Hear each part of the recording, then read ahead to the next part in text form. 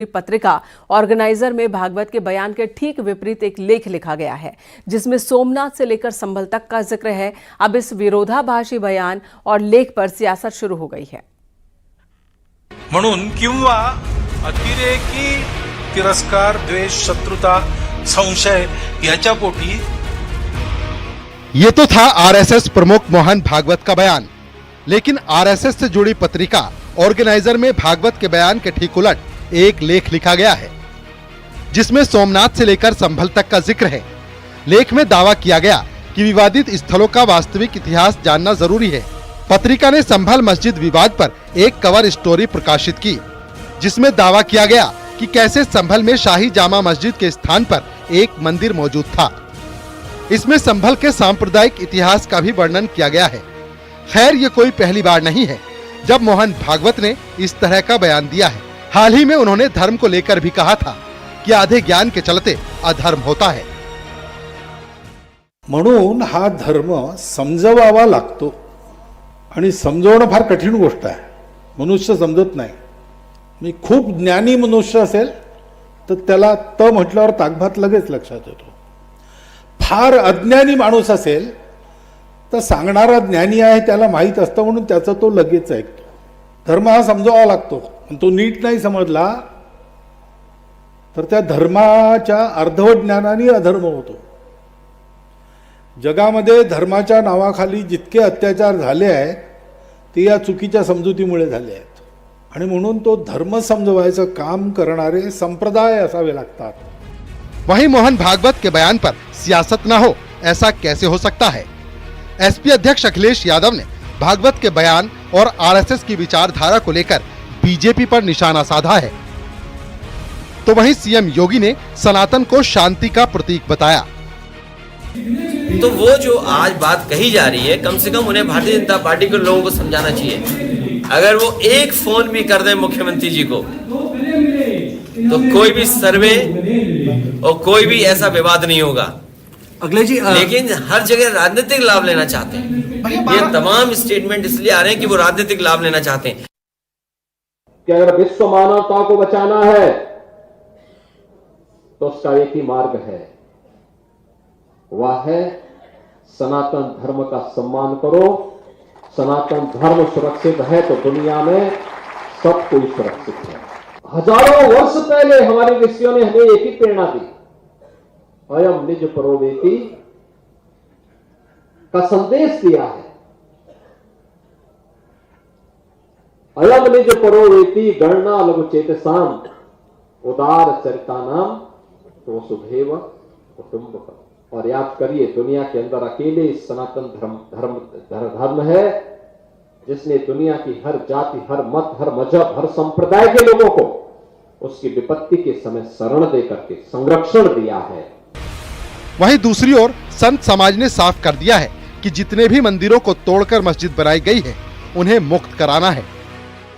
जब हम देखते हैं हमारे मंदिर को मस्जिद बनाया गया है, हमारे दिल पे क्या बीतती है हम जानते हैं। हमें ऐसा लगता है इस पूरे जो ये ढांचा बनाया गया इसको हम राम मंदिर की तरह उखाड़ दें। याद है ना आपको राम मंदिर का जो ढांचा था, जब हमारे बड़े बड़े योद्धा उसके ऊपर चढ़े तोड़ दिया गया था। ऐसा प्रतीत होता है, ऐसा लग रहा है कि हमारे जितने सनातनी सभी हिंदू में अब ऐसा जज्बा आ गया है कि अब किसी भी हम मंदिर को मस्जिद नहीं बनने देंगे और जो मस्जिद बनी है मंदिरों की उसको भी हम जो है मस्जिद से मुक्त करके मंदिर बनाएंगे।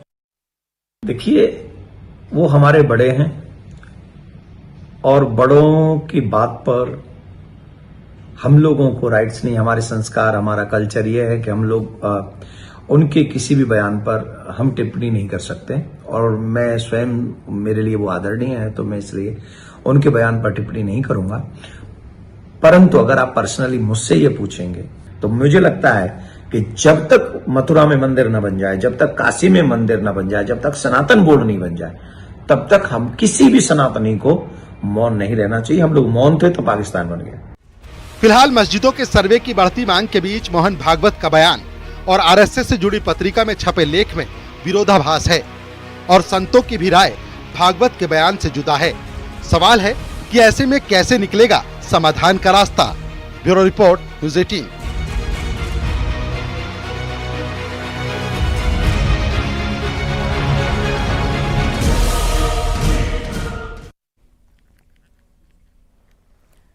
पहली बार गणतंत्र दिवस के बजाय वीर बाल दिवस के मौके पर देश के वीर बहादुर बच्चों को प्रधानमंत्री ने पुरस्कृत किया, इन्हें सम्मानित भी किया और इनसे बातचीत भी की है। तो वीर बाल दिवस पर किस तरह से प्रधानमंत्री नरेंद्र मोदी ने इन बच्चों से बातचीत की और इनका उत्साह बढ़ाया, इनके मनोबल को लेकर इनसे चर्चा की, इनके साहस की चर्चा की, वो हम आपको दिखाते हैं।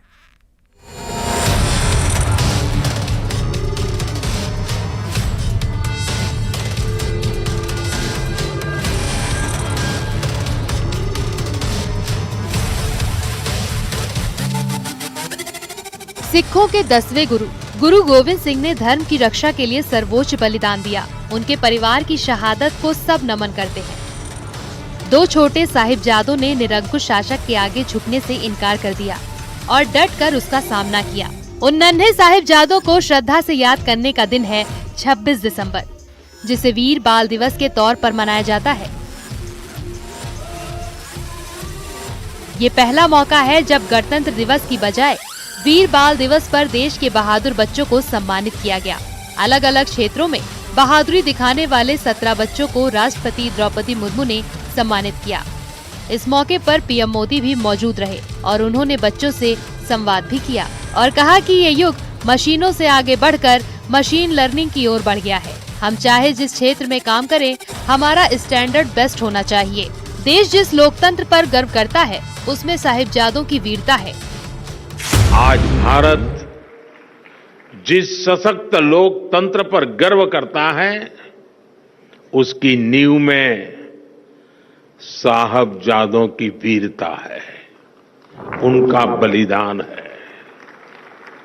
हमारा लोकतंत्र हमें अंत्योदय की प्रेरणा देता है, संविधान में सिखाता है कि देश में कोई भी छोटा बड़ा नहीं है और ये नीति, ये प्रेरणा हमारे गुरुओं के सर्वदा भला के उस मंत्र को भी सिखाती है। सीएम योगी ने बाल पुरस्कार से सम्मानित महाराजगंज की बच्ची सांची अग्रवाल को भी बधाई दी और लखनऊ में भी वीर बाल दिवस कार्यक्रम का आयोजन हुआ, जिसमें सीएम योगी शामिल हुए। इस मौके पर दोनों डिप्टी सीएम और बीजेपी प्रदेश अध्यक्ष भूपेंद्र चौधरी भी मौजूद रहे। कार्यक्रम में 11,000 सहज पाठ का आयोजन किया गया। सीएम योगी ने गौरवशाली इतिहास की चर्चा करते हुए काबुल और बांग्लादेश का उदाहरण दिया। एक और यह गौरवशाली इतिहास और दूसरी तरफ हमारे सामने वो दृश्य देखने को मिलते हैं जब हम लोग ये सुनते हैं कि काबुल में अब नाम मात्र के ही 2-4-10 परिवार सिखों के बच गए।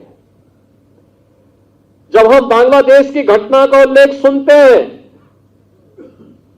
जब हम लोग पाकिस्तान के अंदर होने वाले अत्याचारों के बारे में सुनते हैं, तब हमें सिख गुरुओं के उस त्याग और उस बलिदान का स्मरण बरबस हो जाता है। सीएम योगी ने आगे कहा कि देश के इस जुझारू और समृद्ध कौम ने सामर्थ्य, पुरुषार्थ और परिश्रम की मिसाल पेश की है, लेकिन कुछ लोग हैं जो साजिश कर रहे हैं। देश की इस समृद्ध कौम को, जिसने अपने स्वयं के सामर्थ्य से, अपने पुरुषार्थ से, अपने परिश्रम से एक मिसाल प्रस्तुत की है देश के सामने, दुनिया के सामने, कौन वे दुश्मन हैं जो आज उनके इस परिश्रम और पुरुषार्थ को कुंद करने की साजिश कर रहे हैं? कौन है? उन दुश्मनों को पहचानने की आवश्यकता है। अब आगे भी 26 दिसंबर यानी वीर बाल दिवस को ही बाल पुरस्कार दिए जाएंगे। ऐसा इसलिए भी क्योंकि बच्चों के संघर्ष, उनकी मेहनत और सफलता को सराहने का इससे अच्छा दिन नहीं हो सकता। Bureau report, news 18। दिसंबर खत्म होने को है, वहीं जबरदस्त बर्फबारी से पहाड़ गुलजार भी हैं। नए साल से पहले बड़ी संख्या में सैलानियों ने पहाड़ों का रुख किया है, लेकिन बर्फबारी के साथ साथ मुश्किलें भी बढ़ती दिख रही हैं। कई रास्ते बंद पड़े हैं तो कहीं प्रशासन है जो उसकी चुनौती बढ़ गई है। हालांकि प्रशासन का पूरा दावा है कि हर तरफ इंतजाम मुकम्मल किए गए हैं।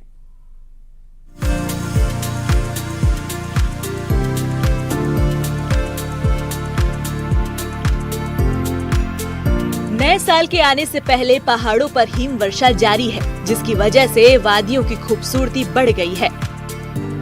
रास्तों पर बर्फ की परत है तो वहीं पेड़ पौधे भी बर्फ की आगोश में हैं। जहां तक नजर जाएगी केवल बर्फ का ही श्रृंगार देखने को मिलेगा। बड़ी संख्या में सैलानियों ने पहाड़ों की तरफ रुख किया है। हिमाचल प्रदेश के मनाली में भी सैलानियों की भीड़ उमड़ी है। बर्फ की सफेद चादर ओढ़ी है, जिस भी तरफ नजर दौड़ाए चारों तरफ जो है बर्फ ही बर्फ यहाँ पर जो है बिछी हुई है। चाहे पेड़ हो, मैदान हो, हर तरफ जो है बर्फ की सफेद चादर यहाँ पर जो है बिछी हुई है। और ऐसे में जो सैलानी इन दिनों कुल्लू मनाली घूमने का प्लान बना रहे हैं तो उनके लिए यह स्थान इसमें किसी जन्नत से कम नहीं है, क्योंकि बर्फबारी लगातार हो रही है। और ऐसे में अब जो है नए साल का भी आगमन होने जा रहा है, तो ऐसे में काफी सारे सैलानी जो इसमें नए साल के जश्न मनाने के लिए जो है कुल्लू मनाली का प्लान बना रहे हैं, तो उनके लिए यह समय जो है किसी सपने से कम नहीं है। सैलानी भी वादियों की खूबसूरती में पूरी तरह डूबे हुए हैं। बर्फबारी का लुत्फ उठाना उनके लिए किसी मुराद से कम नहीं है। बहुत प्यारा था, बहुत प्यारा। और हम जैसे ही पहुंचे, हमारी भी किस्मत अच्छी थी, स्नोफॉल हम पहुंचे और स्टार्ट हो गई। और कल से बहुत अच्छी स्नोफॉल हो रही है और बहुत अच्छा लग रहा है। मनाली में आके सब जन्नत जैसा लग रहा है। दृश्य तो जैसे लगा जैसे स्वर्ग से उतर के साक्षात भगवान ने इस जगह को बना रखा हम लोगों के लिए ही। और यहाँ की जलवायु ठंड काफ़ी अच्छी है, कोई दिक्कत नहीं। बहुत अच्छा लग रहा है। सेकंड टाइम स्नोफॉल देखा है अपनी लाइफ में, बहुत अच्छा स्नोफॉल है आज।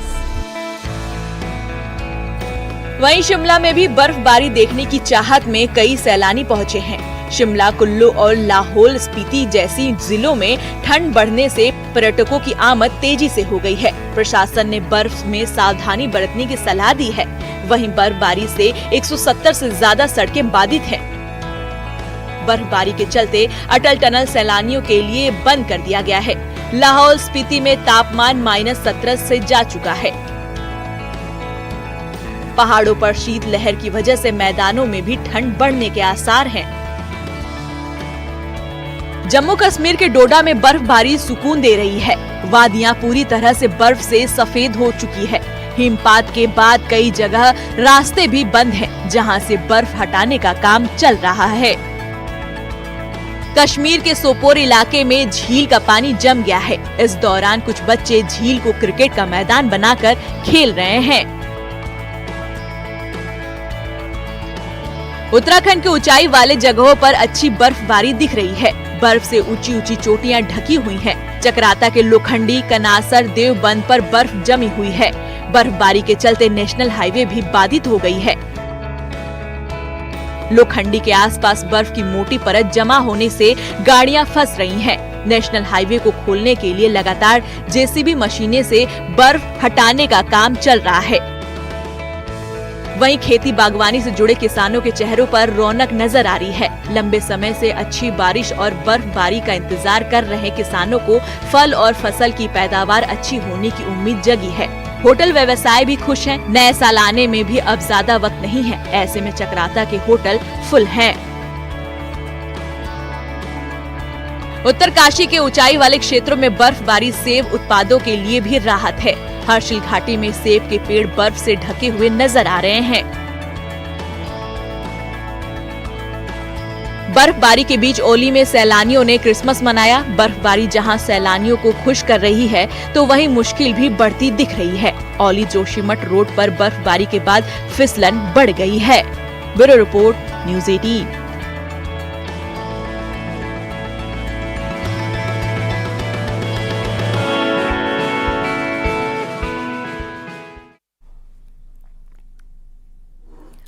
वाराणसी के एक होटल में अचानक हंगामा खड़ा हो गया। ग्राहकों ने पनीर ऑर्डर किया था, लेकिन जब खाना आया तो उसमें चिकन था। इसके बाद तो ग्राहक बुरी तरह से भड़क उठे। फिर क्या हुआ, दिखाते हैं आपको इस रिपोर्ट में।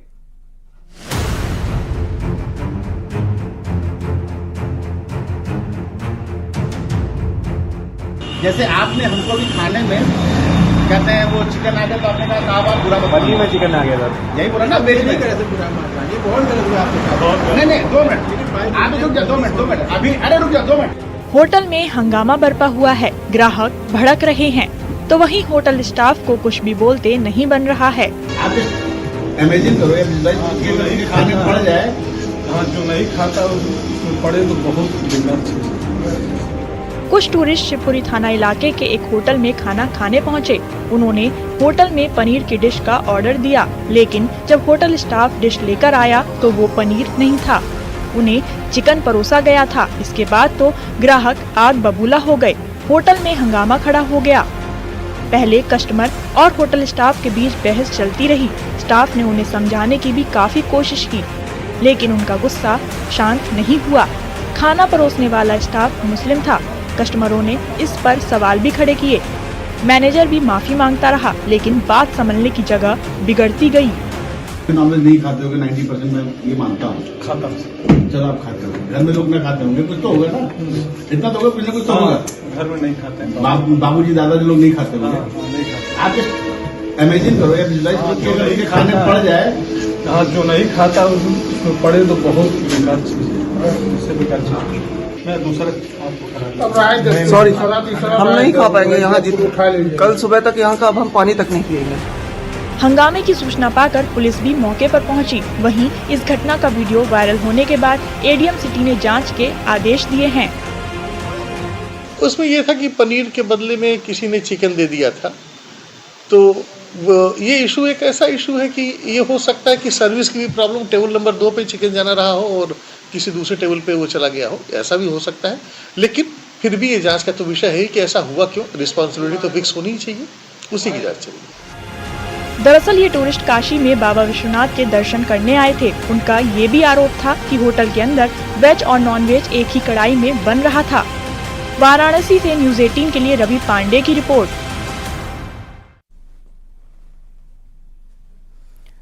अगर आप भी अपने बच्चों को मेले या फिर मॉल में लेकर जाते हैं तो आपको अलर्ट करने वाली एक घटना सामने आई है। गुजरात के वडोदरा में हेलीकॉप्टर राइड के दौरान अचानक ही दरवाजा खुल गया, जिससे 2 बच्चे लटकते हुए दिखाई दिए। गनीमत रही कि कोई हादसा नहीं हुआ।